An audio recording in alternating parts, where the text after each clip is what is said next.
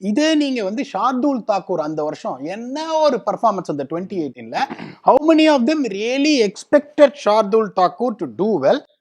Cricketing இதெல்லாம் வந்து இது வந்து நான் again I want to dwell on Shardul Thakur not because I like him அந்த மாதிரினால வெளி உலக பர்செப்ஷன். இப்போ நிறைய பேர் வந்து என்ன பண்ணுவாங்க, சிஎஸ்கே மேட்ச் பார்க்கும்போது தமிழ்ல பார்ப்பாங்க.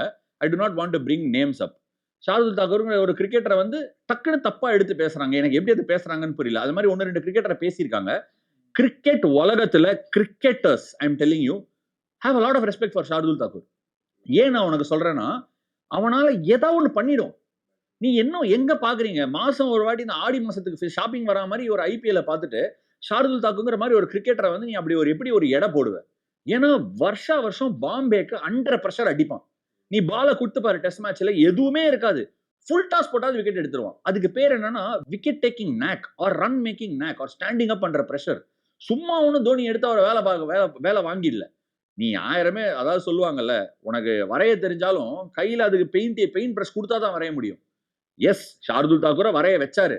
பட் ஷார்துல் தாக்கூரும் குட்.